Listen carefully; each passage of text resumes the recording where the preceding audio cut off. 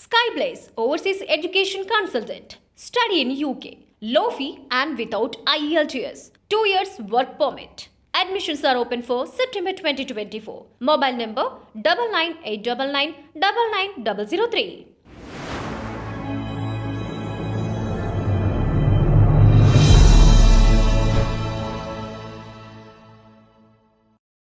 Hi hello నమస్తే welcome to plus TV. సకలం సంహిళనం.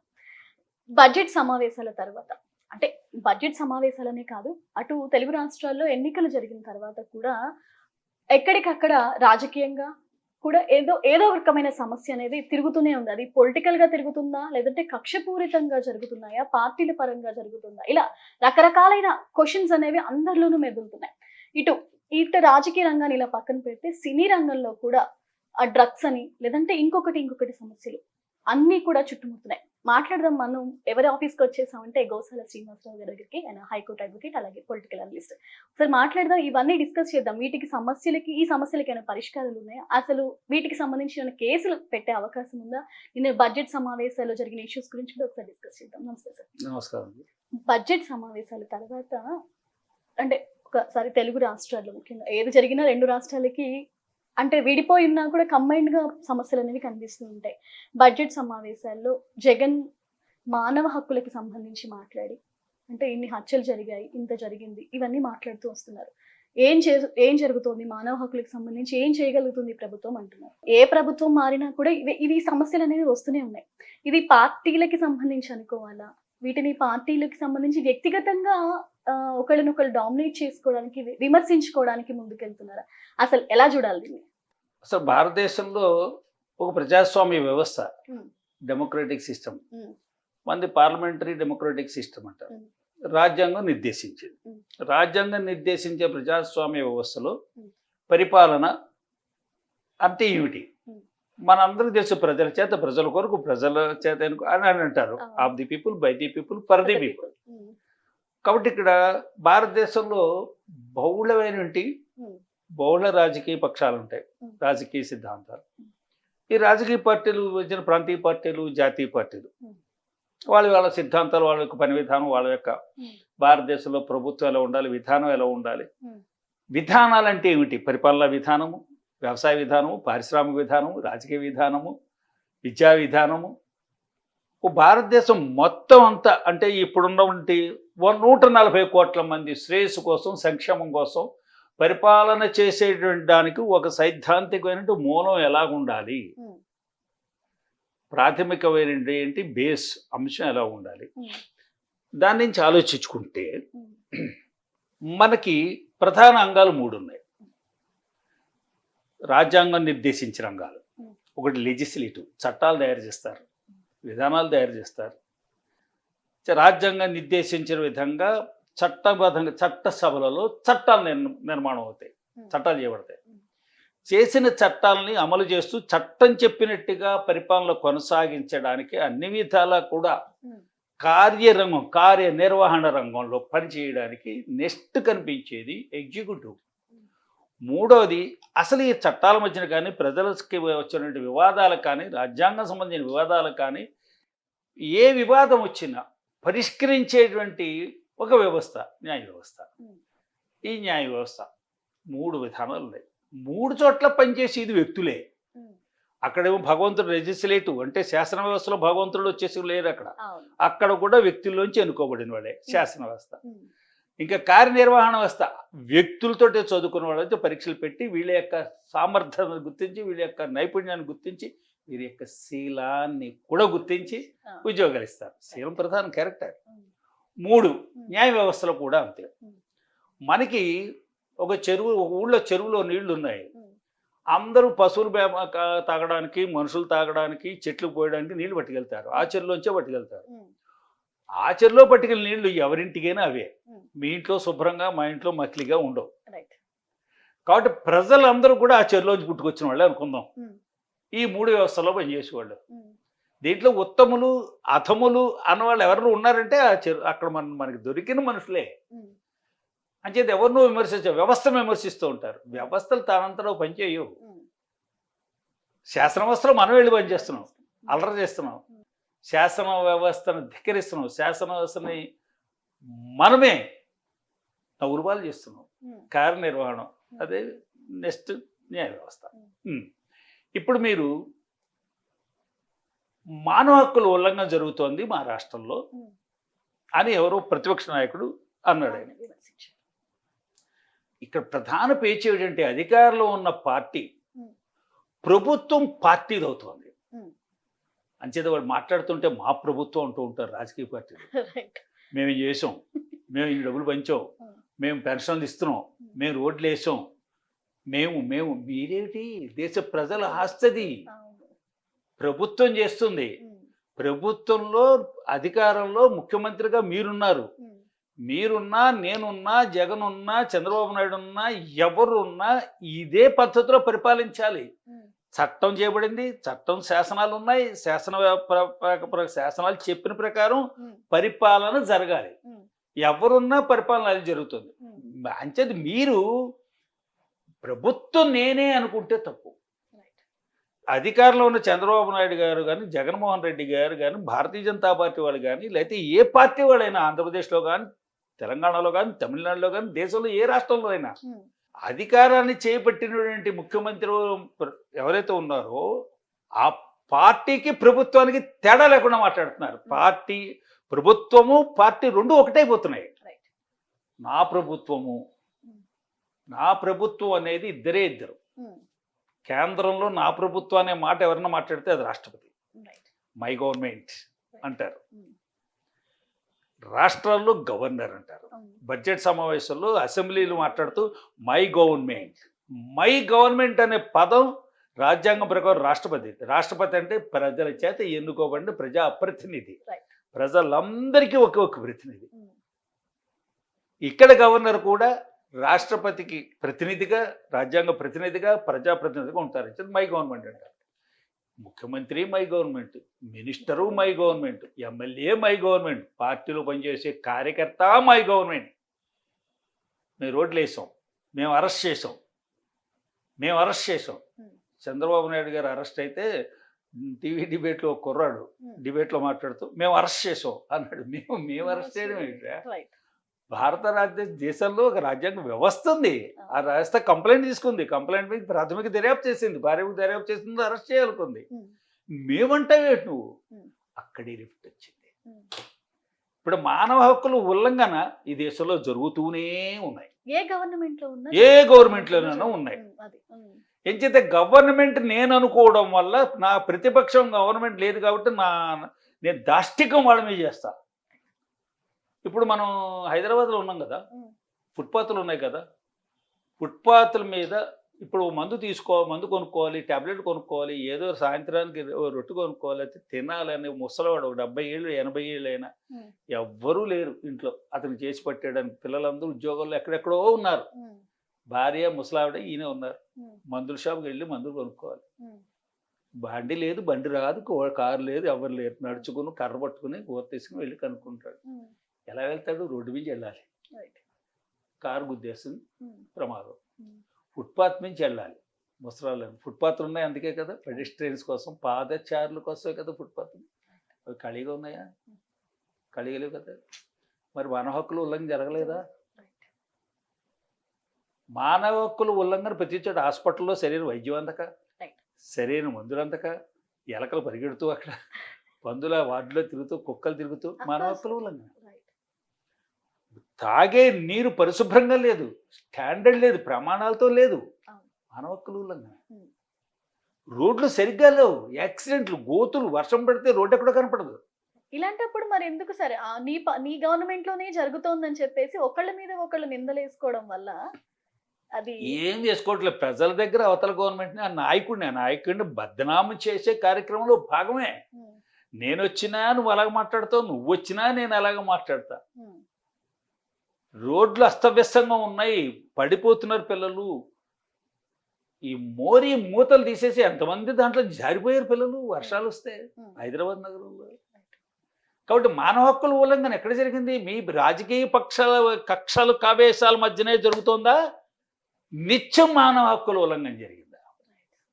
Senior citizens యొక్క బతకడానికి రైట్ టు లివ్, ఎక్కడ బతకగలుగుతున్నారా? వాళ్ళకి కనీస అవసరాలు ఏమైనా తీర్చగలుగుతున్నాయా?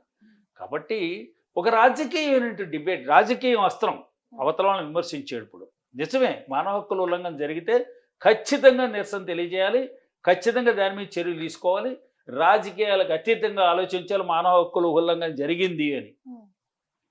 దీన్ని పట్టుకుని ఆలోచిస్తుంటే రాజకీయాలు అడ్డొస్తున్నాయి, మనకి మతం అడ్డొస్తోంది, మైనారిటీ కార్డు అడ్డొస్తోంది, కులం అడ్డొస్తోంది, ఉన్నవాడు లేనివాడు అడ్డొస్తున్నాడు. వాళ్ళు చాలా ఉన్నవాడండి, బాగా డబ్బు ఉన్నవాడండి, నాకు ₹1,00,000 ఇవ్వాలంటాడు ఎవడో. నీకు ఎందుకు ₹1,00,000 ఇవ్వాలి? ధీరుభాయ్ అంబానీ లాంటి అంత స్టేటస్ ఉన్నవాడు, వాళ్ళ అమ్మాయి పెళ్లి చేశాడు మొన్న 10,000 కోట్లు ఖర్చు పెట్టి, నీకు ₹1,00,000 ఇవ్వలేదా? ఎవడు నమ్ముతాడా అంటాడు. కరెక్ట్ కాదు అది. అంటే బలహీనుడికి పక్కన న్యాయం కూడా ఉండదేమో. అంటే బలహీనుడికి తన బలహీనత వల్ల న్యాయం అందించేటప్పుడు కూడా అతను అనర్హుడైపోతాడు. సార్ ఇక్కడ ఇంకొక క్వశ్చన్ ఏంటంటే, ఈ పార్టీల విషయానికి వస్తే సార్, ఒక ప్రభుత్వం, ఒక గవర్నమెంట్ పోయి ఒక కొత్త గవర్నమెంట్ రావడం ఇట్లా 2-3 సార్లు జరిగినప్పుడు, ఒక గవర్నమెంట్ వచ్చి ఇంకో గవర్నమెంట్ ఏర్పడే లోపు వీళ్ళ గవర్నమెంట్ కి సంబంధించిన ఫోటోలు చెడగొట్టడం, లేకపోతే గోడల మీద ఉన్న పెయింటింగ్లు చెడగొట్టడం, వీటికే వీళ్ళు ప్రయారిటీలు ఇస్తున్నారు. కానీ ఎక్కడ మనం ఇందాక మాట్లాడుకుంటున్నట్టు మానవ హక్కుల గురించి వీళ్ళు విమర్శించుకోవడానికి తప్పితే ఆ పెయింట్లు తుడుకోవడం దగ్గరే వీళ్ళు ఇంకా ఆగిపోయారేమో గవర్నమెంట్ అనేది. అసలు ఎలాంటి వీళ్ళ మీద చర్యలు తీసుకోవాలంటే గవర్నమెంటే అలాంటిదైతే చర్యలు ఎలా తీసుకుంటాము? ఎంతసేపు పెయింట్లు తుడుచుకోవడానికే సరిపోతుందా? Criminalisation of politics, criminalisation of politics, politicalisation of ruling. ప్రజాప్రభుత్వం ప్రజల కోసం ఏదైతే నిబద్ధత నియమాలు ఉన్నాయో దాని ప్రకారం పరిపాలించాలి. కానీ రాజకీయ పార్టీ రంగులు ఎక్కడికి వెళ్ళిపోతాయి, రాజకీయాలు ఎక్కడికి వెళ్ళిపోతాయి, రాజకీయ పార్టీలో ఉన్నటువంటి వ్యక్తుల యొక్క స్వభావం అక్కడికి వెళ్ళిపోతుంది పరిపాలనలో. వీళ్ళు అధికారంలో ఉండగా సంపాదించింది దోచేసింది, లేకపోతే అవినీతి, కొత్త ఇంకో ప్రతిపక్షం వాళ్ళు అధికారంలోకి వస్తే వీళ్ళు మీ కేసులు పెడతారు. నేను అధికారంలోకి వస్తాను, నీ సంగతి చెప్తాను వీళ్ళు అంటారు. ఆల్రెడీ జరిగినవే. ఇంకా ఫర్దర్ గా ఏం జరుగుతుంది అనేది టెన్షన్. ఇప్పుడు మీరు అన్నారు ఫోటోలు అని. ఫోటోలు ఎక్కడ? అసలు ఈ ఫోటోలు కల్చర్ ఎక్కడి నుంచి వచ్చింది? బొర్గుల రామకృష్ణ గారు ఉన్నప్పుడు ఫోటోలు పెట్టలేదే తెలంగాణలో, చెన్నారెడ్డి గారు ఉన్నప్పుడు ఫోటోలు పెట్టలేదే, అంతకుముందు పూర్వం ఎక్కడ కూడా ఈ ప్రైమ్ మినిస్టర్ ఫోటోలు ఎక్కడి నుంచి వచ్చిందండి? 70 తర్వాత వచ్చింది ఈ కల్చర్. 70, 72, 73 ఖచ్చితంగా చెప్పాలి. 73 ద్వారా వచ్చేది. రాష్ట్రపతి ఫోటో ఒకటి పెట్టాలి. The only one is the person head of the institution, head of the constitution, head of all institutions. Defence head ఆయనే, శాసనం చేసే అధికారం ఉంది ఆయనకి, న్యాయ వ్యవస్థలో చీఫ్ జస్టిస్ని అపాయింట్ చేసే అధికారం ఉంది. ఈ వ్యవస్థలన్నింటిలో అధికారం ఆల్సో ఆయన కానుకొని ఈ chief of executive, also chief of judiciary, head of the legislation. కాబట్టి రాష్ట్రపతి ఫోటోయే ఉండాలి. ఈ ఫోటోలు అన్ని తెలిసింటే ఇది అధికారం మారినండి, ఈ ఫోటో లాగి అవతల పడి నా ఫోటో నా జెండా. అసలు జాతీయ జెండాకి ఈ జెండాలకి రాజకీయ పార్టీ జెండాలకి తేడా కనపట్ల. అసలు జాతీయ జెండాతో పోలిని జెండా ఉన్న రాజకీయ పార్టీ ఉన్న దౌర్భాగ్యం మనకి. ఇందాక మీరు అన్నట్టు ఒకళ్ళ మీద ఒకళ్ళ కేసులు పెట్టుకోవడం గురించి కూడా మాట్లాడారు. వైసీపీ గవర్నమెంట్ ఉన్నప్పుడు ఆయన ఏదో గతంలో జగన్ గారిని అరెస్ట్ చేశారని, మొన్న చంద్రబాబుని అరెస్ట్ చేయించి అదొక కక్షపూరితం అనుకున్నారు. ఇప్పుడు గవర్నమెంట్ వచ్చిన తర్వాత అందరిలో ఉండే ఇంకెంత ఒక 6 నెలలు ఓపిక బట్టి జగన్ని కూడా మళ్ళీ జైలుకి పంపించే పరిస్థితి కనిపిస్తుంది. పాత కేసులన్నీ బయటకు పెట్టి జగన్ని మళ్ళీ జైలుకి పంపించే పరిస్థితి కనిపిస్తుంది. అంటే ఇక్కడ కూడా కక్షేనా, లేకపోతే నిజంగా ఆ కేసులకు సంబంధించి మళ్ళీ అరెస్ట్ చేసే అవకాశం ఉంటుందా? ఒక 6 నెలలు సైలెంట్ గా ఉండి మళ్ళీ ఇదే రిపీట్ అవుతుందని చెప్పేసి జనాలందరిలో ఒక అందరూ మాట్లాడుకునే అనుకుంటారు, అనుమానం పడతారు, ఖచ్చితంగా అనుమానం పడతారు. వాళ్ళు అనుమానం పడడానికి వీల్లేదని లేవు. నా ప్రవర్తన బట్టే కదా నా నైజాన్ని వాళ్ళు అంచనా వేస్తారు. నేను ఎలా ప్రవర్తిస్తున్నాను, ఎలా మాట్లాడుతున్నాను, ఎలా నేను నా విధిని నిర్వహిస్తున్నాను చూసి నా నైజానికి ఒక పేరు నాకు ఒక పేరు పెడతారు. వీడికి ఈ నైజం ఉంది, వీడి క్యారెక్టర్ ఇది, వీడి స్టైల్ ఆఫ్ వర్క్ ఇది అంటారు కదా. Quite natural. కాబట్టి జగన్మోహన్ రెడ్డి గారి మీద కేసులు పెట్టినప్పుడు ఆ కేసుల విచారణ నిన్న పెద్ద డాక్టర్ గారు అంటున్నారు నాతో, జగన్మోహన్ రెడ్డి ఇంకా అరెస్ట్ కాలేదు. అరెస్ట్ అయ్యాడైనా బెయిల్ మీద వచ్చాడు, మళ్ళీ అస్తమానం అరెస్ట్ అవుతూ ఉంటాడు. ఒకసారి అరెస్ట్ అవుతారు, అరెస్ట్ అయ్యి రిమాండ్ పంపుతారు, ఛార్జ్ షీట్ ఫైల్ చేసిన తర్వాత బెయిల్ ఇస్తారు, విచారణ కాలంలో ఎవరు జైల్లో ఉండాలని లేదు, అది మానవ హక్కుల ఉల్లంఘన అవుతుంది. బెయిల్ ఇవ్వాలి, బెయిల్ ఏ సందర్భంలో ఇవ్వాలి, ఏ సందర్భంలో ఇవ్వకూడదు అనేది ఉంది కండిషన్. అక్కడ ఎవరు పట్టించుకోకపోతే మన కర్మ.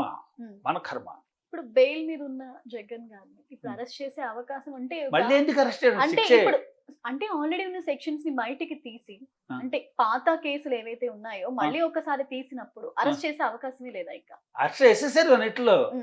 అరెస్ట్ చేశారు, అరెస్ట్ చూపించారు, రిమాండ్ అన్నారు, రిమాండ్ పంపించారు, 17 నెలల్లో 16 నెలల్లో ఉన్నాడు, బెయిల్ మీద బయటకు వచ్చాడు.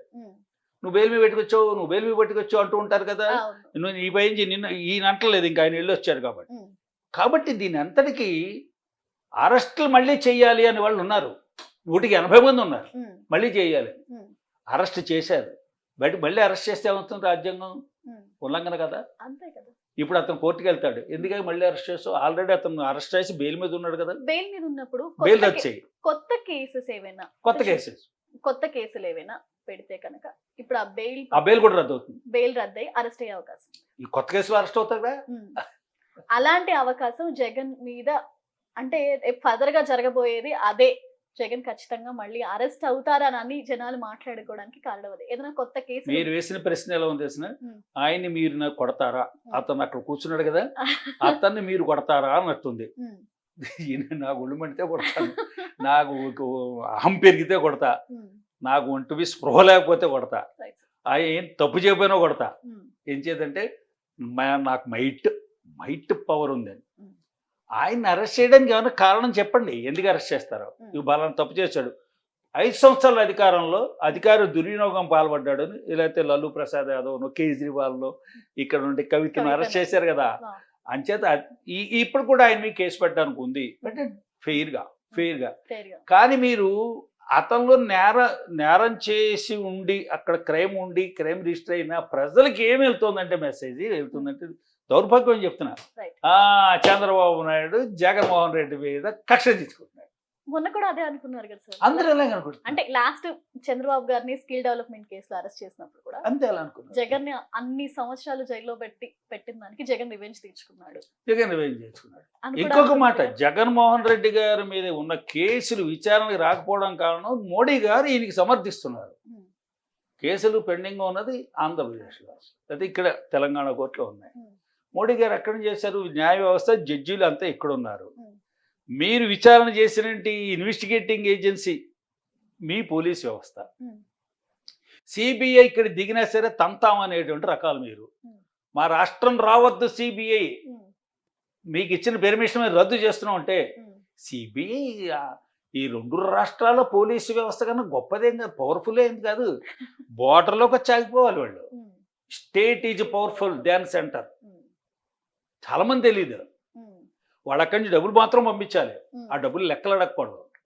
ఆ డబ్బులు ఎన్ని వేల కోట్లైనా నువ్వు తిన్నావా, ఖర్చు పెట్టేసావా, కాళేశ్వరాలు కట్టావా, ఏం కట్టినా కూలిపోయినా నువ్వు అడగకూడదు. నువ్వు మళ్ళీ విచారణ సంఘం వేయకూడదు. ఆ విచారణ సంఘం పబ్లిక్లో దాంట్లో లోటుపాట్లు మాట్లాడకూడదు. విచారణ సంఘం పబ్లిక్లో లోటుపాట్లు మాట్లాడకపోతే ట్రాన్స్పరెన్సీ ఏమిటి? ప్రజలకు తెలియాలి కదా నిజాలు. అలా అయితే మీరు అన్న మాటకు వస్తే గవర్నమెంట్ లేకపోవడం వల్లే కవిత ఇంకా బెయిల్ రాకుండా అక్కడ ఉండిపోయినట్ట. ఏ గవర్నమెంట్? తెలంగాణలో గవర్నమెంట్ ఉందిగా. గవర్నమెంట్ కాంగ్రెస్ గవర్నమెంట్ వచ్చింది. అక్కడ బెయిల్కి కాంగ్రెస్ గవర్నమెంట్ సంబంధం లేదు. నేను అనేది కవిత అరెస్ట్ గురించి కవిత అరెస్ట్ కి రేవంత్ రెడ్డి గవర్నమెంట్ కి సంబంధం ఏముంది? అంటే ఒకవేళ అదే బీఆర్ఎస్ గవర్నమెంట్ అధికారంలో ఉండుంటే మీరు అన్నట్టు state government Telangana state government వాళ్ళది అయి ఉండేది కదా. సో అలాంటప్పుడు ఆ ప్రభుత్వం ఉంటే ఈ కవిత అరెస్ట్ అనేది బెయిల్ అనేది లేకుండా ఇప్పుడు అరెస్ట్ అయ్యే పరిస్థితి ఉండేది కాదేమో అని అందరూ అనుకుంటూ ఉంటారు. పార్టీ అలా మాట్లాడదు. కేసీఆర్ ప్రభుత్వం లేకపోవడంగా రేవంత్ రెడ్డి గారు, మోడీ గారు ఏకమైపోయి కుమ్మక్కైపోయి అరెస్ట్ చేసి లోపల వేసేసారు అని. అక్కడ ఢిల్లీ ఎక్సైజ్ పాలసీ కేసులో అరెస్ట్ అయినాడు. ఢిల్లీ ఎక్సైజ్ పాలసీలో అవకతవకలు జరిగాయి అని చెప్పి ట్యాక్స్ను కలెక్ట్ చేసే జిఎస్టీ ఉంటారు కదా, ట్యాక్స్ ఎక్సైజ్ డ్యూటీ. ఈ రాష్ట్ర ప్రభుత్వం ఎక్సెక్కర్ అంటే తెలుసు కదా మీకు. ఎక్సెక్కర్ అంటే ఆ రాష్ట్ర ప్రభుత్వం ఖజానాకి బొక్కసం తెలుగులో అంటారు. ఖజానా, బొక్కసం అంటే డబ్బున్న దాని బ్యాగ్ని. ఖజానాకి నష్టం వచ్చింది తెలిసిపోతుంది, వాసనలు వచ్చేస్తాయి. ఎందుకు జరుగుతోంది ఇలాగా అని చెప్పేసి దాన్ని ఎంక్వైరీ చేస్తారు. రైట్. మామూలు ఎక్కడేం చేస్తారు. చేస్తే అమ్మో ఇక్కడ చాలా అవకతవకలు చాలా కనపడుతున్నాయి. ఢిల్లీలో ఎక్సైజ్ పాలసీ రాష్ట్ర ప్రభుత్వం మార్చింది. మార్చించేపటికి బిడ్డస్ రకరకాల ఎత్తులు వేసి ప్రభుత్వానికి ఆదాయాన్ని గడ్డి కొట్టేశారు. ప్రభుత్వాన్ని ఆదాయాన్ని గండి కొట్టేశారన్న వెంటనే దీనికి ఏం చేస్తారు, పర్టికులర్గా ఉన్నటువంటి ఆ పన్ను శాఖ ఉంటుంది కదా, సెంట్రల్ ఎక్సైజ్, ఢిల్లీ ఎక్సైజ్ వాళ్ళు అబ్బోయ్ దీంట్లో చాలా లొసుగు కనిపెట్టు, ఇక్కడ అవకతాలు జరిగాయి, వాళ్ళకి లోతుగా విచారణ చేసేటువంటి వ్యవస్థ ఉండదు. ట్యాక్సింగే మరి కమర్షియల్ ట్యాక్స్ వాళ్ళకి విచారణ చేసేటువంటి అవకాశం ఉండదు. విజిలెన్స్కో, ఏసీబీకో, లేకపోతే సిబిఐకో, సిఐడికో అప్పు చెప్తారు కేసులు. ఇది దీంట్లో పూర్తిగా దర్యాప్తు చేయాలని చెప్పి ఈడీకి అప్పు చెప్పేశారు. ఈడీ ఏం చేసింది, అమ్మో సిబిఐని పిలవాలని చెప్పి ఈడీ కూడా బాగా లోతుగా తీసింది, అన్ని డొంకలు లాగింది. లేకపోతే ఒకళ్ళు బయటపడ్డారు, వాళ్ళందరినీ విచారణ చేశారు. అమ్మో ఇది మామూలుది కాదు, నేరం చాలా జరిగింది, తీవ్రమైన నేరం జరిగింది ఢిల్లీ లిక్కర్ పాలసీలో. కాబట్టి దీన్ని ప్రాసిక్యూట్ చేయాలంటే పోలీసులు రావాలి. మనకు ఏ ప్రభుత్వ వ్యవస్థలో అయినా నేరం జరిగింది అనుకో, రెవెన్యూ డిపార్ట్మెంట్లో నేరం జరిగితే పోలీసులు పిలుస్తారు, బ్యాంకులో నేరం జరిగితే పోలీసులు పిలుస్తారు. సెంట్రల్ గవర్నమెంట్ ఢిల్లీ కేంద్ర పాలిత ప్రాంతం కాబట్టి ఏం చేశారు వాళ్ళు, ఈడీ వాళ్ళు ఏం చేశారంటే సిబిఐకి అప్పు చెప్తారు. సిబిఐకే అప్పు చెప్తారు. ఏం చేత యూనియన్ టెరిటరీ వాళ్ళకి అప్పు చెప్పారు. అప్పు చెప్తే వాళ్ళు దర్యాప్తు చేశారు, కూర్చోపెట్టారు, అందరు ఫోన్లు, అందరిని పిలిచారు. ఏమండి మీరు మీ గురించి ఏమిటని చెప్తే అబ్బాయి నాకు సంబంధం లేదండి, సుబ్బారావుకి తప్ప నాకేం సంబంధం లేదన్నారు. మీరు సుబ్బారావుని పిలిచారు, అదేం లేదండి ఇంకో ఇద్దరు ఉన్నారని చెప్తారు. అలా అలా అలా అలా అందరిని పెట్టుకున్నారు. దాంట్లో కవిత 17 ఫోన్లు, దుబాయ్ ప్రయాణం, అక్కడి నుంచి చేసి బలమైన సాక్ష్యాధారాలతో మొత్తం తయారు చేసి కేజ్రీవాల్ వెళ్ళాడు, సిసోడియా వెళ్ళాడు, ఈవిడ వెళ్ళాడు. దీనికి రాష్ట్ర ప్రభుత్వం పోలీసుకి సంబంధం లేదు. రాష్ట్ర ప్రభుత్వం ఒక చీఫ్ మినిస్టర్గా మా కవిత గారిని వదిలేయండి అన్నది. ఎక్కడ మీరు కేసీఆర్ అంటే మీరు టీఆర్ఎస్ ప్రభుత్వం ఉండుంటే అల్లకల్లో చేసేసి ఉండేవారు. రైట్ సార్, నేను అనేది ఇప్పుడు మళ్ళీ మానవ హక్కుల దగ్గరికి వస్తే మళ్ళీ అదంతా కూడా ఒక అల్లకల్లో చేసేవారు. ప్రధానమంత్రి ముఖ్యమంత్రిగా ఉండి ఒక ఆయన్ని, ఒక పెద్ద ఆయన్ని మార్చడానికి ఉద్యమం లేవదీశారు. ఉద్యమంలో లేవదీసిపోయి లేకపోతే మత కలహాలు లేచిపోతాయి. ముఖ్యమంత్రిని మార్చాలన్నప్పటికీ అల్లకల్లోలం, ముఖ్యమంత్రి మార్చడానికి వేర్పాటువాదం. మరి వేర్పాటువాదం 20 సంవత్సరాలు ఎందుకు మూలపడిపోయింది? 1969లో వేర్పాటువాదం వచ్చినప్పుడు పివి నరసింహరావు గారిని తీసేస్తే అంతే చల్లబడిపోయింది, బ్రహ్మానందరెడ్డి గారిని తీసేస్తే చల్లబడిపోయింది, చెన్నారెడ్డి గారిని రాజీనామా చేయమంటే అయిపోయేది. మొత్తం హైదరాబాద్లో మతకాలు అన్నీ అయిపోయి. ఇవన్నీ కూడా రాజకీయంగా పొలిటికల్ మోటివేటే. ఫోన్ ట్యాపింగ్ వ్యవహారంలో రకరకాలైన విచారణలు జరిగాయి. కొంతమందిని భుజంగరావు లాంటి అలా కొంతమందిని పిలిపించి విచారించారు. అంటే టోటలీ ఈ వ్యవహారంలో గవర్నమెంట్ది, అంటే బీఆర్ఎస్ గవర్నమెంట్దే తప్పు, గవర్నమెంట్లో ఉన్న కేసీఆరే ఇవన్నీ చేయించారని ఆధారాలు లేకపోయినా చెప్తున్నారు. అంటే ఆధారపరంగా కేసీఆర్ తప్పు చేశారని నిరూపించలేక అరెస్ట్ చేయడం అనేది జరగట్లేదా? ఎందుకు విచారణతోనే ఆగుతోంది? ఎవరైతే నింద వేస్తున్నారు అంటే అందరికీ కూడా బీఆర్ఎస్ గవర్నమెంట్ మీదే ఉన్నప్పుడు చర్యలు ఎందుకు జరగట్లా? చర్య జరగకూడదు ఏంటి అంటే ఎవరినైతే ఇప్పుడు అరెస్ట్ చేశారు బీఆర్ఎస్ అంటే మనందరికీ ఏంటంటే అక్కడ ఎవరైతే ఉల్లంఘించారో వ్యక్తి యొక్క గోప్యతకి కదా, గోప్యత, వ్యక్తుల యొక్క గోప్యతకి, వాళ్ళకి ప్రాథమిక హక్కులకు, యొక్క మానవ హక్కుల గురించి అతను ఉల్లంఘన జరిగిందో ఆ ఉల్లంఘించిన వాళ్ళు ఎవరు, ఆ ఎక్విప్మెంట్ తీసుకొచ్చి ఎక్కడ పెట్టారు, ఎక్కడెక్కడ ఫోన్ చేశారు, ఎవరి మీద ట్యాపింగ్ పెట్టుకున్నారు, నిఘా రాజకీయ నాయకులు వాళ్ళు ఏం చేయాలి, ఎలా ప్రవర్తిస్తున్నారు, వాళ్ళ ఫోన్ నెంబర్ల మీద నిఘా పెట్టుకుంటే వాళ్ళు అందరి నెంబర్ల మీద నిఘా పెట్టి అక్కడి నుంచి దాన్ని వైడ్ స్పేస్లోకి తీసుకువెళ్ళి స్పెక్ట్రంలోకి వెళ్ళి వాళ్ళంతా ఉల్లంఘించారు. వాళ్ళందరూ సస్పెండ్ అయ్యి ఉన్నారు, అరెస్ట్ అయిన వాళ్ళు ఉంటారు, ఛార్జ్షీట్లో ఉన్నారు, వచ్చారు. దీని అంతటికీ మాకు ముఖ్యమంత్రి గారే మాకు ఆదేశాలు ఇచ్చారని వాళ్ళు చెప్తారు. చెప్తే ఆధారాలు దొరికితే వాడిని అరెస్ట్ చేస్తారు. అప్పుడే అరెస్ట్ చేయలేదు. మరి అరెస్ట్ చేసిన వాళ్ళందరూ ప్రాథమికంగా నేరంలో ఏదైతే నేరం జరిగిందో, కుట్ర జరిగిందో ఆ నేరంలో ప్రధానమైన ముద్దాయి. వీళ్ళకి వెనకాల నుండి నడిపించింది ఎవరు? కర్త ఎవరు? కర్త వస్తారు. కర్త పాకుండా కర్త నేనేం కలగ చేసుకోకుండా ఉంటానంటే అంత చెప్పట్లేదు. కానీ చెప్పారు కదా, చాలా మంది పేర్లు చెప్పేశారు. ఒకడు పట్టుకుంటే అందరి పేర్లు వచ్చేసాయి, అల్లే వచ్చాయి. తీగంత లాగితే డొంకంతా. ఎక్కడ ఏమండి వ్యవస్థలో చట్టాల్లో కానీ దర్యాప్తులో కానీ పగడ్బందీగా నడిపేటువంటి విధానం భారతదేశంలో ఉంది. ఈ దర్యాప్తు జరిపించే మనుషులు అంటే ఆఫీసర్స్, న్యాయ తీర్పులు ఇచ్చేటువంటి జడ్జెస్, శాసన వ్యవస్థలో ఉండేటువంటి నాయకులు, వీళ్ళల్లో క్యారెక్టర్ కావాలి, ఇంటిగ్రిటీ. ఎట్టి పరిస్థితుల్లో నేను అంతటి వాడినైనా అరెస్ట్ చేస్తాను. మాటలకు పరిమితం కాదు, చట్టం ముందు అందరూ సమానలే, చట్టం దాని బంధం చేసుకోవద్దు, ఎవరిని విడిచిపెట్టే లేదు. ఇది విని విని విని విని ప్రజలు విసుగొచ్చింది. తంతారు కూడా మాట్లాడితే విసుగొచ్చేస్తుంది. కనపడాలి, మాటలకు పరిమితం అవ్వకూడదు, చేతల్లో కనపడాలి. అంతేది ఈ దేశం మీద, ఈ దేశంలో యొక్క విధానాల మీద, ఈ దేశంలో వ్యవస్థల మీద, ఈ దేశ పరిపాలన విధానం మీద, చట్టం మీద, రాజ్యాంగం మీద ప్రజలకి నమ్మకం పోకుండా ఉండాలంటే ఈ వ్యవస్థలో పనిచేసే వ్యక్తులు నిజాయితీగా ఉండాలి. వీళ్ళకి సామర్థ్యాన్ని నేను శంకించను, ఏ వ్యవస్థలోని వ్యక్తుల సామర్థ్యాన్ని నేను శంకించను. మనకి ఇప్పుడు చాలా చోట్ల మీరు తీసుకుంటారు, నేషనల్ సెక్యూరిటీ ఏజెన్సీ అరెస్ట్ చేసేస్తూ ఉంటుంది. భారతదేశానికి సంబంధించిన రక్షణ వ్యవస్థ రహస్యాలన్నీ కూడా ఈ కంప్యూటర్ టెక్నీషియన్స్ ఇక్కడి నుంచి అన్ని ట్రాప్లో పడిపోయి ఏదంతా అంతా పట్టుకుంటుంది. వద్దలు అందరిని పట్టుకుని లాక్కొచ్చి గుద్దుతుంది పట్టుకుని. సిన్సియర్ ఆఫీసర్లు ఉండాలి. ఎక్కడైనా పనిచేస్తుంటే ఈ రహస్యాలు అందజేసేది కూడా ఆఫీసర్లే కదా. అంతే సార్. అంటే ఏదో ఎలా అదే ఎక్కడున్నా ఫస్ట్ ఏదో గూట్లో ఉన్నట్టు అక్కడే ఉన్నాయి కదా పక్షులన్నీ, అన్నీ ఉన్నాయి. కంచే చేను వేస్తుంది, దూడలు చేను వేసేస్తున్నాయి, అందరూ కంచి కట్టారు, ఆ కంచె మేసేస్తుంది. అదే కదా సామెత, కంచె చేను వేస్తే. అర్థమైంది. ఇప్పుడు మొత్తానికి అంటే ఈ ఫోన్ ట్యాపింగ్ వ్యవహారాలు ఇవన్నీ నిజంగా కూడా ఒక మనిషికి సంబంధించి గోప్యత, మీరు అన్నట్టు అది ఎంతవరకు కేసు అంటూ పెట్టదలుచుకుంటే ఒకవేళ అరెస్ట్ చేస్తే ఎలాంటి, అది చాలా విపరీతమైన నేరం, విపరీతమైన నేరం. వ్యక్తుల యొక్క సొంత విషయాల్లోకి, వ్యక్తిగత విషయాల్లోకి నువ్వు తొంగి చూచి వినేటువంటి పరిస్థితికి, దౌర్భాగ్య పరిస్థితికి వెళ్ళిపోయిందా. వ్యక్తులు ఎవరు మాట్లాడుకోలేదా, ఫోన్లో మాట్లాడుకోవడం. Tapping is N offence. ఎవరినో అసలు ట్యాపింగ్ ఈజ్ ఎన్ అఫెన్స్. ఇప్పుడు ఏ ట్యాపింగ్ అఫెన్స్? ఇప్పుడు మిమ్మల్ని ఎవరో బెదిరిస్తున్నాడు ఫోన్లో, మీరు రికార్డ్ చేసి పెట్టారు, మీ వ్యక్తిగత భద్రతలో భాగం, అది మీ హక్కు.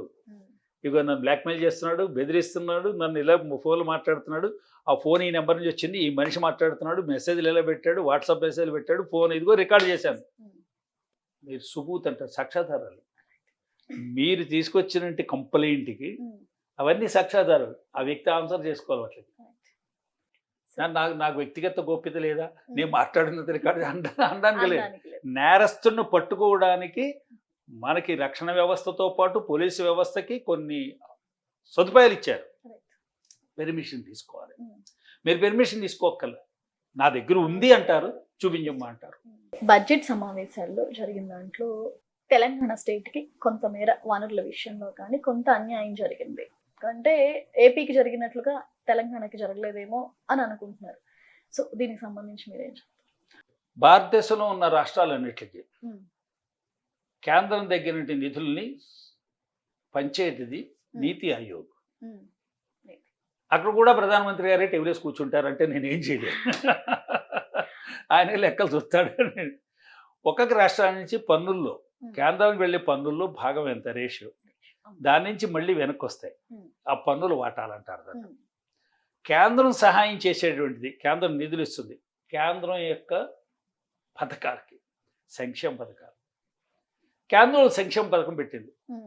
ప్రతి ఆడపిల్ల పుట్టిన వెంటనే బేటీ బచావో బేటీ పడావో, దానికి ఆడపిల్ల చదువుకుంటే ఇంత, ఆడపిల్ల పెరగడానికి ఇంత, ఆ అమ్మాయికి పెరగడానికి మంచి ఆరోగ్యం కోసం, ఆరోగ్య పరిరక్షణ కోసం ఈ రకమైన మేము సంక్షేమ పథకం పెట్టాం. దాంట్లో పంపిస్తుంది. వీరి గణాంకాలు ఇవ్వాలి, ఎక్కడ గణాంకాలు ఇవ్వాలి. ప్రతి జిల్లాకి ఒక మెడికల్ కాలేజీ, ప్రతి జిల్లాకు మెడికల్ కాలేజీ అయినప్పుడు, తెలంగాణలో టీఆర్ఎస్ ప్రభుత్వం ఉన్నప్పుడు మెడికల్ కాలేజీ ఉన్న జిల్లాలని వీళ్ళు నమోదు చేస్తూ రికమెండ్ చేస్తూ పంపించారు ఫైనాన్స్ మినిస్టర్ గారికి. వాళ్ళు ఏమన్నారు, పర్మిషన్ ఇవ్వలే. ఇగో మేము మెడికల్ కాలేజీ వెళ్తే ఇవ్వట్లే, మేము మెడికల్ కాలేజీ అడిగి ఇవ్వలే, అన్ని రాష్ట్రాలకు ఇస్తున్నారు, తెలంగాణకి అన్యాయం చేస్తున్నారు. దానికి ఆన్సర్ కరెక్ట్గా ఇవ్వాలి. నీ రాష్ట్రంలో ఎన్ని జిల్లాలు ఉన్నాయి, ఎన్ని జిల్లాల్లో మెడికల్ కాలేజీలు లేవు, ఒక కాలేజీ కూడా చుట్టుపక్కల 3 జిల్లాల దాకా లేవు, అవి ఐడెంటిఫై చేసి దాని పేర్లు చెప్పు.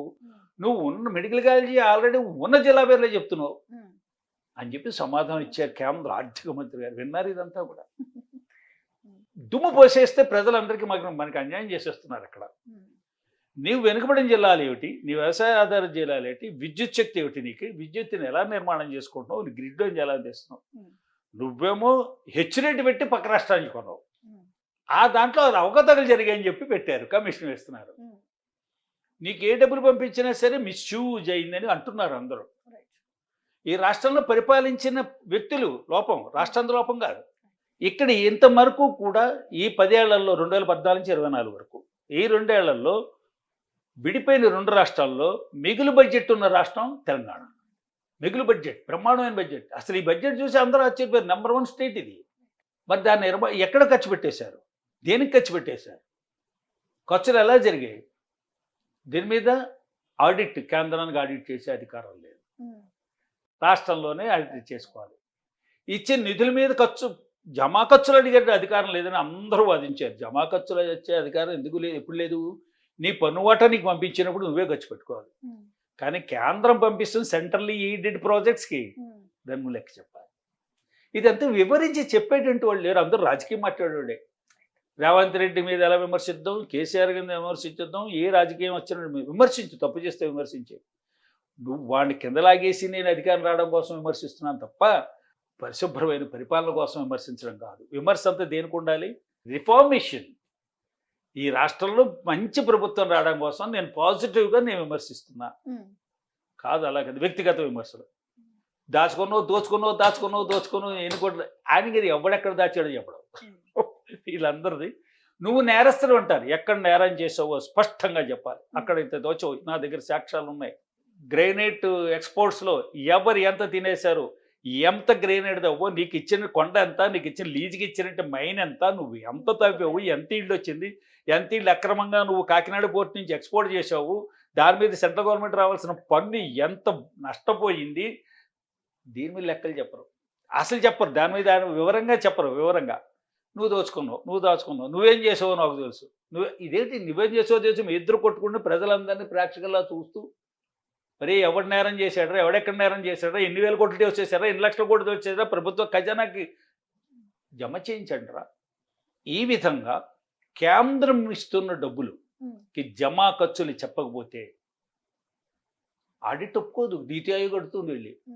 నీతి ఆయోగ్ ఒక చట్టం చేయమంది అన్ని రాష్ట్రాలని, ల్యాండ్ టైటిలింగ్ యాక్ట్. దేశంలో ల్యాండ్ ఎంత, ఒక ఆయకట్ అంటే రెవెన్యూ జిల్లా, రెవెన్యూ గ్రామంలో, ఓ గ్రామంలో రెవెన్యూ విలేజ్ అంటారు దాన్ని, revenue mandal, revenue division, sub division, revenue district, మొత్తం గ్రామాల్లో భూముల్లో ప్రభుత్వ భూములు ఎన్ని, ప్రైవేట్ భూములు ఎన్ని, దేవాదాయ ధర్మాదాయ శాఖ ఉన్నాయి, వక్ఫ్ బోర్డుకి ఎన్ని ఉన్నాయి, ఇరిగేషన్ డిపార్ట్మెంట్కి ఎంత ఉన్నాయి, డిఫెన్స్ కూడా ల్యాండ్స్ ఉన్నాయి చాలా చోట్ల, రక్షణ వ్యవస్థకి. మన హైదరాబాద్ డిఫెన్స్ ఏరియాలో అన్ని చోట్ల ఉన్నాయి. కాబట్టి దీనికి లెక్కలు కావాలి. ఏ సర్వే నంబర్లు ఎంతంత భూములు ఉన్నాయి, ఎవరు క్లెయిమ్ చేయని భూములు ఏమున్నాయి, ఎవరు నాదంటం లేదు ఆ భూములు ఏమైనా ఉన్నాయో మనకు ఆచేద్దాం అని చూసి సర్వే కాదు. ప్రభుత్వాలు కొంత సర్వే ఇస్తూ ఉంటాయి. ఇది ఎవ్వడు అడగలేదు, దీంట్లో 3000 ఎకరం ఉండిపోయిందో చోట అయితే మందే పట్టుకొచ్చాయి, మనం దానికి అబ్జర్వ్ చేద్దాం. అందుకోసం సర్వే చేయకూడదు. ఈ land titling act is a must. నీతి ఆయోగ్ అడిగింది, మోడీ అడగలా, నీతి ఆయోగ్ అడిగింది. మనం ఇన్నాళ్ళు స్వతంత్రం వచ్చిన తర్వాత కూడా ల్యాండ్ ఒకే ఊళ్ళో ముత్తాత పేరు ఉంటుంది రెవెన్యూ లెక్కలో, ఆ తాత పేరు ఉంటుంది, ఆ తర్వాత వాళ్ళు అమ్మేసుకున్నారు, 10 తరాలు అమ్ముకుంటూ పోయారు. ల్యాండ్ రికార్డ్స్లో వీడి పేరు ఉండదు, 10 తరాల వాడి పేరు ఉంది, వీడికేమో పట్టా పాస్బుక్లు ఉంటాయి, దస్తావేజులు ఉంటాయి. దీని మీద మళ్ళీ ఇదే ల్యాండ్ మీద 100 ఎకరాలు అనుకుందామండి, దస్తావేజులు 500 ఎకరాలు ఉంది, అందరిది నాదే, ఆ 100 ఎకరాలు నాదే అని వాళ్ళు ఉన్నారు. క్లెయిమ్స్ ఉన్నాయి, తేలట్లేదు, కోర్టులో పెండింగ్ 100 సంవత్సరాల క్రితం. ఎవ్వడు కూడా వాడి జీవితకాలంలో వాడి ఆస్తిని పొందలేకపోతున్నాడు, వాళ్ళ కొడుకులు విసుగొచ్చి వదిలేస్తున్నారు. కాబట్టి land titling act is wonderful act. అది చాలా అవసరం. అది రాజకీయ అంశం చేసేసారు. ఈ ల్యాండ్ టైటిలింగ్ యాక్ట్ వల్ల రాజకీయ అంశం చేస్తే ప్రజలు కంగారు పడిపోయారు, ఆందోళన పడిపోయారు, కన్ఫ్యూజ్ అయిపోయారు. తెలంగాణలో ల్యాండ్ టైటిలింగ్ యాక్ట్ తేలేదు, గట్టిగా అడిగారు కాబట్టి ఆంధ్రాలో ల్యాండ్ టైటిలింగ్ యాక్ట్ తెచ్చారు. నీతి ఆయోగ్ నీకు డబ్బుల కోసం రాకు, నువ్వు చెప్పిన పని చేయమన్నారు. అవును. వీళ్ళు రాష్ట్ర ప్రభుత్వాలు కేంద్రంతో వీళ్ళకు ఉండవలసినటువంటి సంబంధాలతో వీళ్ళకి ఉన్న విధి నిర్వహణలో ఆబ్లిగేషన్ ఉంది, వీళ్ళకి కూడా కొన్ని బాధ్యతలు ఉన్నాయి. ఆ బాధ్యతలు సక్రమంగా నిర్వర్తించారా? ఎప్పుడు చూసినా డబ్బులు డబ్బులు డబ్బులు. మానవ హక్కుల ఉల్లంఘన ఎక్కడెక్కువ జరుగుతోంది, డ్రగ్ మాఫియా ఎక్కడెక్కువ ఉంది, గంజాయి ఎక్కడెక్కువ ఉంది, హ్యూమన్ ట్రాఫికింగ్ ఎక్కడెక్కువ ఉంది, ఆడపిల్లల మీద అత్యాచారాలు ఎక్కడెక్కువ జరుగుతున్నాయి. ఇదొక్కటే కాదు, మానవ హక్కులన్నింటిలో ప్రభుత్వం బాధ్యత తీసుకోకపోతే ఆ ప్రభుత్వం ఎందుకు అస్తమాను నిధులు అడిగి ప్రజలకి ప్రయోజనం లేనటువంటి అవినీతి ప్రాజెక్టులు పెట్టి అవన్నీ కుంగిపోయి కింద పడిపోయి భూస్థాపితం అయిపోతుంటే ఎక్కడికో పాతాళ లోకంలో కూరుకుపోతాయి. పాలిటిక్స్ గురించి కాకుండా అటు సినీ రంగంలో కూడా సార్, అంటే రకరకాలైన ఇష్యూస్ జరుగుతున్నాయి ప్రతిసారి.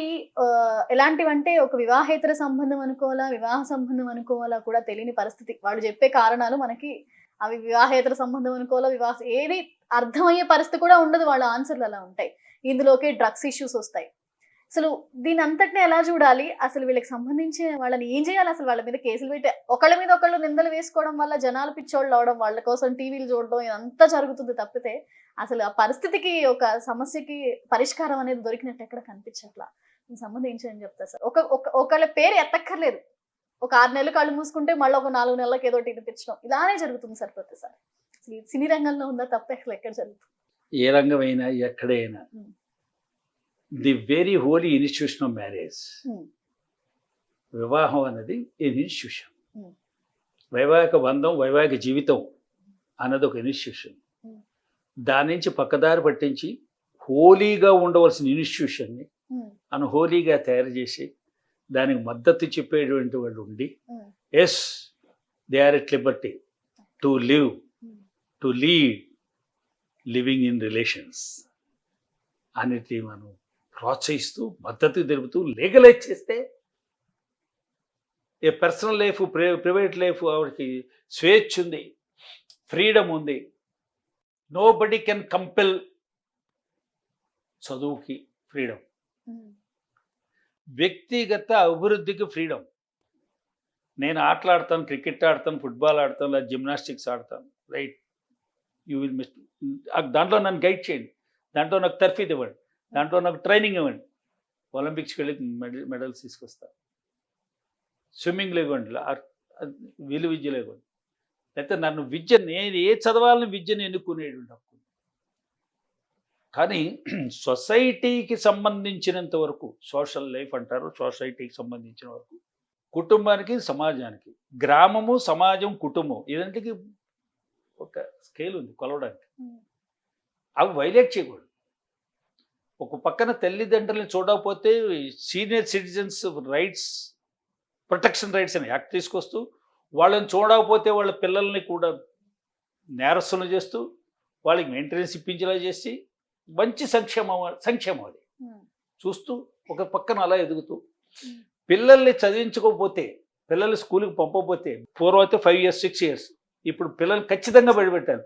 నిర్బంధ ప్రాథమిక విద్య యాక్ట్ పెట్టి, వార్డ్స్ అండ్ పేరెంట్స్ యాక్ట్ ఒకటి తీసుకొచ్చి, వార్డ్స్ పిల్లల్ని హింసించకూడదు. పాఠశాలలోకి వెళ్తే టీచర్స్ పిల్లలు కొట్టకూడదు, తిట్టకూడదు, అవమానం చేయకూడదు. అంటే ఇంకా పిల్లల యొక్క హక్కులు రక్షిస్తూ బాగా సంక్షేమమే. ఎవరి పిల్లలందరూ కూడా పౌష్టికాహారం లేకుండా స్కూల్కి వస్తున్నారు, ఎలా చదువుకోగలరు? ఇళ్లలో పౌష్టికాహారం లేదు.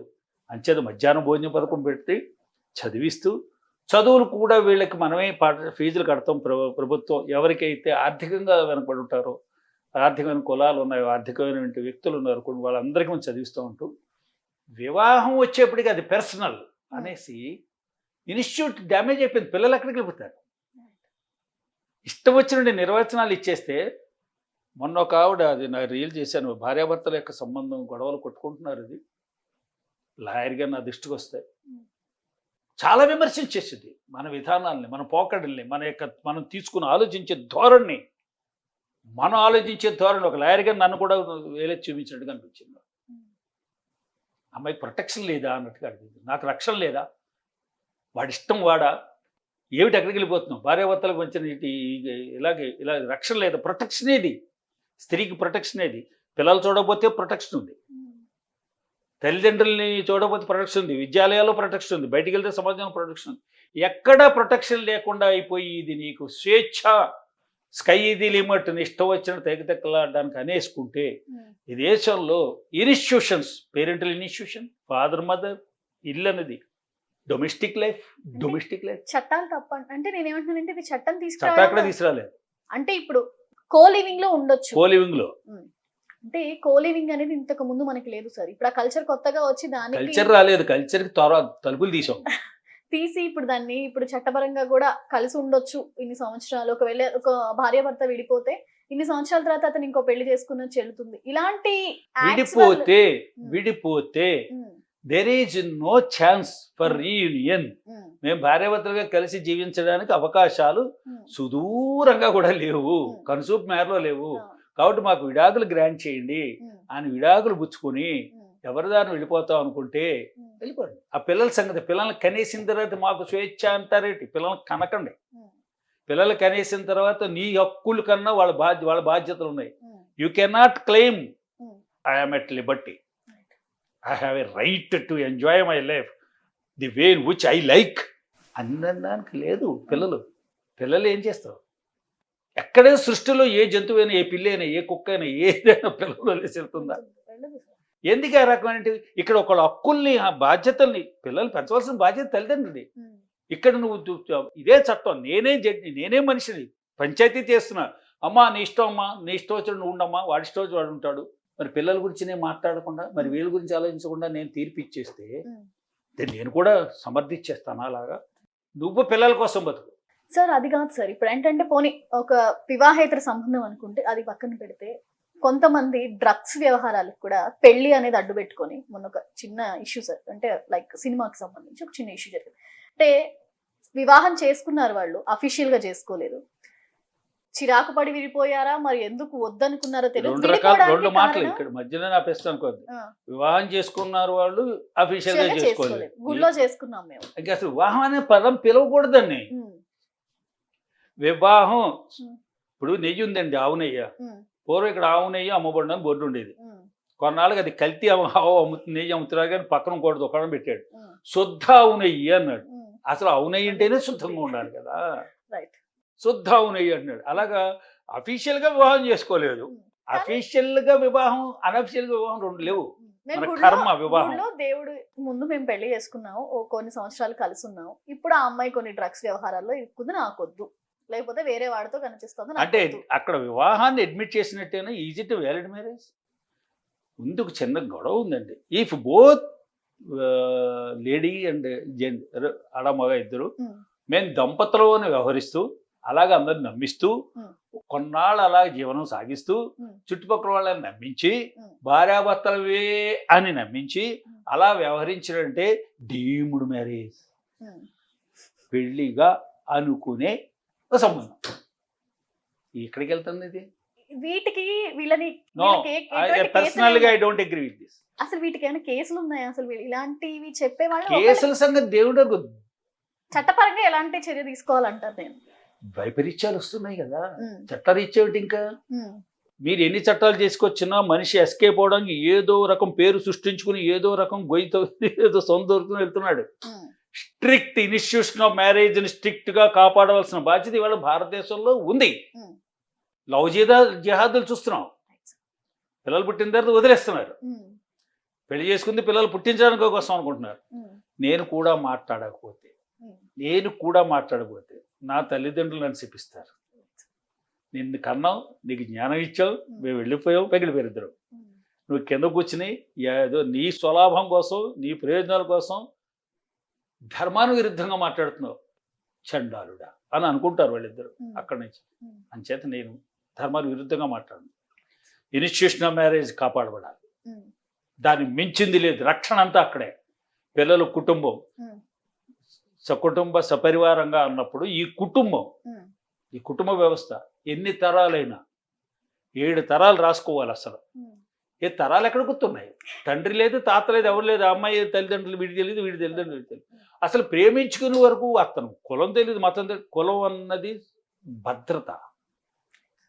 కులాల్లో ఒక హెచ్చు కులం లేదు, ఒక అధమ కులం లేదు, తప్పది. కులం అన్నది అన్నిటికీ సమానమే, అన్ని కులాలు సమానమే. అంచేతే స్వరూపంలో ఒక ఒక భగవంతుడు అనే రూపంలో అన్ని అవయవాలతో పోల్చారు అన్ని కులాలు. పాదాలు పోల్స్తే వాళ్ళ అధముడని కాదు, శిరస్సుతో పోల్చే ఉత్తముడని కాదు. దండం పెట్టేది పాదాలకే. పాదాలకి. ఎవరు అమ్మవారిని ముందు పాదాల దగ్గర పైకి చూస్తారు, మొహం చూడకూడదు. ఉమ్. కాబట్టి ఈ కులం కూడా సోషల్ సెక్యూరిటీ. అర్థం కాలేదు ఎవరికి. సోషల్ సెక్యూరిటీ, కులాచారం ఉంది, కులదేవం ఉన్నారు. ఉమ్. కులదేవము, కులాచారము, కుల నిబంధనలు, Right. సోషల్ సెక్యూరిటీ కట్టి పడేశారు అలాగా. ఉమ్. దీంట్లో ఒకడు ఉత్తముడు కాదు, ఒకడు అధముడు కాదు. కాబట్టి ఈ సోషల్ స్ట్రక్చర్ వెబ్బింగ్ ఉమ్. ఈ పడిపోయింది, తెగిపోయింది. Right. అన్ని చోట్ల కట్ చేస్తారు తాళ్ళు. ఈ వెబ్ ఉంది కదా, వెబ్, ఉమ్. ఈ వల Right. పై ఇంకా అంచేత స్వేచ్ఛ స్కై దిలిమి, ఆకాశం దాకా ఎగిరిపోయింది. ప్రిడిక్షన్ చెప్పడం మొన్నటి వరకు ఎలక్షన్ లో రకరకాలైన ప్రిడిక్షన్స్ చెప్పారు సార్. ఒకళ్ళు కాదు, ఇద్దరు కాదు, జాతకాల పేర్లు చెప్పారు, రకరకాలుగా చెప్పారు సార్. దీని వల్ల కూడా అంటే వాళ్ళ వ్యక్తిగతంగా కూడా ఆ స్వేచ్ఛకి భంగం కలిగించినట్టే కదా, అది తప్పు కదా అని ప్రజల్లో ఒక ఇది ఉంది. దీనికి సంబంధించి మీరు ఎలాంటి విశ్లేషణ ఇస్తారు? నేను అడగకుండా చెప్పాడా? నాకు నా భార్య గురించి నన్ను అడగకుండా చెప్తే పళ్ళు రాలు కొడతాను కదా. ఉమ్. అడిగితే కదా చెప్పాడు, అడిగిన వాళ్ళకే చెప్పాడు ఉమ్. కదా. ఈ ఎవరైతే వీళ్ళని ఎంకరేజ్ చేస్తారో, వీళ్ళ మీద ఆధారపడతారో, జూదం ఆడుతూ వీళ్ళని పక్కన పెట్టుకుంటారు. నేను ఇప్పుడు ఏ గుర్రం మీకాయను, నేను ఇప్పుడు ఏ నెంబర్ మీకాయను, నేను ఇప్పుడు ఏ పార్టీ నుంచి పొడి చేయను, నేను నియోజకవర్గం నుంచి పొడి చేయనా వద్దా. అక్రమ ఆస్తి ఈ విధంగా లాటరీల్లో వచ్చింది అనుకుని, అదృష్టంతో వచ్చింది అనుకుని, మనకంతా కలిసి వచ్చింది, అంకెలు, నెంబర్లు, నెలలు, రాజకీయ పార్టీలో పేరు, రాజకీయ పార్టీలో పేరు మార్చేస్తే మళ్ళీ మనకంతా అనుకుని, ఇదంతా ఇక్కడ వీడు తన కష్టపడకుండా, తన కష్టంతో కాకుండా, తన ప్రజ్ఞ వల్ల కాకుండా, తన ప్రజ్ఞా పాఠవాల వల్ల కాకుండా, తన సామర్థ్యం వల్ల కాకుండా నేను ఎదిగిపోదాం అనుకున్నవాడు ఇటువంటి వాళ్ళని ఎన్నుకుంటూ ఉంటాడు, కలుస్తూ ఉంటాడు. తాయితలు కట్టుకోమంటాడు. అక్కడ ఏదో నరబలులు కూడా జరిగాయి రాజకీయ అధికారాల కోసం, అర్ధరాత్రి పూజలు కూడా జరిగాయి. కాబట్టి ఇవన్నీ కూడా రెండు పక్షాలది తప్పే. చెప్పేవాడు వినేవాడు ఉంటే చెప్పేవాడు చెప్తూ ఉంటాడు. ఎవ్వరి మీద చర్యలు ఏం చేసుకుని బ్యాన్ చేయాలి. ఏమిటి, ఇలా ప్రిడిక్షన్ చెప్పకండి అని. ప్రిడిక్షన్ చెప్పకండి బ్యాన్ ఏం చేయకూడదు. నేను ఒక విషయం చెప్తాను. నేను మనం నమ్ముకున్న ఒక అమ్మవారో ఒక దేవతో ఆవిడ చెప్తుంది ప్రిడిక్షన్ వచ్చే కాలం ఎలా ఉంటుందని. బాబు వచ్చే కాలం ఎలా ఉంటుంది, జాగ్రత్తగా ఉండండి, పంటలు పండవు, వర్షాలు సరిగ్గా కుదరవు, కరువు వచ్చేసిలో ఉంది, అందరూ జాగ్రత్తగా ఉండి, మీరందరూ కూడా జాగ్రత్తగా పొదుపు చేయండి, కష్టపడండి. ఇదంతా కూడా జాగ్రత్త హెచ్చరికలు. దాన్ని బ్యాన్ చేయమని ఎవరిని అన్నారా? రాబోయే కాలంలో కరువు వస్తుంది, ఇదంతా ప్రిడిక్షన్ అంతా ఉంది. పంచాంగంలో ప్రిడిక్షన్ చాలా ఉంటుంది. ఇది గ్రహ సంబంధించి ఉండి, గోచారం సంబంధించి ఉండి, వాటి యొక్క విధానం సంబంధించి అవి నమ్ముతారు, నమ్మడంలో తప్పులేదు. అది నమ్మేసి నేను అది మేఘాలను చూసి కుండలో నీళ్లు ఒలపోసుకున్నానంటే కుదరదు. సుబ్రహ్మణ్యం గారు చెప్పారు, లేకపోతే ఎవరు శ్రీనివాస్ గారు చెప్పారు అని చెప్పేసి నాకున్న 10-20 ఎకరాలు 30 ఎకరాలు ఇచ్చి గుర్రపందాల్లో పెట్టానంటే నీ కర్మ సంగనాకు పో అంటారు. కాబట్టి వాటి మీద మనం వ్యక్తుల పేర్లు ఎత్తద్దు, కానీ శ్రమ పడేవాడికి తన శ్రమను నమ్ముకున్నప్పుడు అన్ని గ్రహాలు, అన్ని దేవతలు వాడికి సహకరిస్తాయి.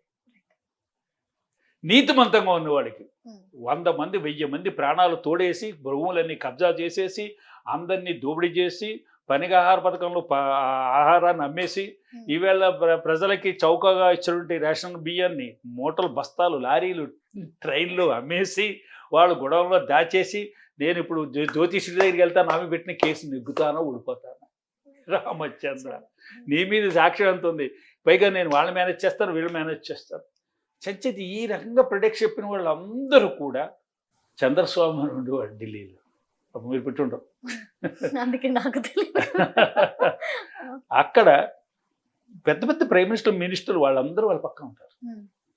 సామాన్యుడికి ఏం అక్కర్లేదు, కష్టాన్ని నమ్ముకున్నాడు. నీకు యోగం బాగోలేదు, ఇంతకన్నా ఎక్కడ పోతాను సార్, నాకు కొంపలేదు, నాకు 2 పూట్ల భోజనం దొరకదు, ఎక్కడో కష్టపడితే ఓ పూట కూలి వస్తే నేను పిల్లలు పోషించుకుంటాను, మావిడు కూడా కూలికి వెళ్ళాలి, మా పిల్లలు కూడా కూలికి వెళ్ళాలి, నాకు ఇంకెందుకని సార్ జాతకాన్ని నమ్మడం, నేను నా శ్రమను నమ్ముకున్నా, ఆ సామర్థ్యాన్ని నమ్ముకున్నా. సామర్థ్యం లేక, శ్రమ లేక, యోగ్యత లేనివాడు అడ్డదారుల్లో కోటేశ్వరులు అవ్వడానికి ఇటువంటి వక్ర మార్గాలు నమ్ముతాడు. వాడే పల్టీలు కొడతారు. పేదవాడు పల్టీలు కొట్టడం. కరెక్ట్ గా చెప్పారు సార్. అందరికి ఆ ప్రిడిక్షన్ నమ్మే వాళ్ళందరికీ ఒక best example and best answer ఇది. సార్ ఇది ఇట్లా ఉంచుతా కొన్ని ఇప్పుడు ఈ మధ్య యూట్యూబ్ లో అలాగే ఇన్స్టాగ్రామ్ లో రీల్స్ అలాగే కొన్ని పోస్టులు పెట్టడం అందరికీ ఒక అలవాటు కింద మారిపోయింది. ప్రతి ఒక్క కుటుంబంలో చాలా మంది ఒక 100 లో ఒక 70% అలాగే ఉంటున్నారు. ఏదో తండ్రి వీడియోనో లేకపోతే అన్న చెల్లి చేసే వీడియోలో అలా ఇలా పోస్టులు చేస్తున్నారు. లేదంటే మనమే ఏదో చెప్పాలనిపించి చెప్పిన వీడియోలో పోస్ట్ చేస్తున్నారు. దానికి సంబంధించి కామెంట్స్ పెట్టేవాళ్ళు, లేదంటే వాటిని షేర్ చేసి రకరకాలుగా మార్చి ఇబ్బంది పెట్టేవాళ్ళు, ఇట్లాంటి వాళ్ళు ఎక్కువైపోతున్నారు. వీటి వల్ల కొంతమంది సూసైడ్ చేసుకునే పరిస్థితులు వస్తున్నాయి, మానసికంగా ఇబ్బంది పడే పరిస్థితులు వస్తున్నాయి. ఒకవేళ ఇలాంటి వాళ్ళ మీద చట్టపరంగా ఏదన్నా చర్య తీసుకోవాలా, లేకపోతే అసలు వీళ్ళకి సంబంధించి ఏం చేయాలంటే? చట్టం ఉంది, బలంగా ఉంది. నేరస్తులు ఎక్కువైతే చర్యలు ఉండవు. ఇప్పుడు ఊళ్ళో ఉన్న వాళ్ళు అందరూ దొంగలు అనుకోండి, ఎవరింట్లో దొంగతనం జరిగిందంటే అందరూ దొంగలే, అందరి ఇంట్లో దొంగతనం జరుగుతుంది. ఎవరు పోలీస్ కంప్లైంట్ ఎవరు నించేతే వాళ్ళందరూ దొంగలే. దొంగలే అంతే సార్. అంటే మొత్తం దొంగలే ఉన్నప్పుడు దొంగని ఎవరిని పట్టుకుంటాం? అంచేత సోషల్ మీడియా, సామాజిక మాధ్యమం అయినా ఏ మాధ్యమం అయినా అభూత కల్పనలతో, లేనిపోయిన మాటలతో, రెచ్చగొట్టడాలతో ఒక బ్యాడ్ న్యూస్ అక్కర్లేని వ్యూస్ ని చెప్పించడాలతో ఒక మాట చెప్తానే, క్షమించండి. ఒక సోదరి సమానురాలైన అమ్మాయి మీద అగాత్యం చేస్తే ప్రధాన వార్తగా వేస్తారు. సొసైటీకి అది అవసరం లేదు. సమర్థించుకునే వెధవలు పెరుగుతారు. అక్కడ జరిగింది, ఎక్కడైనా వార్త.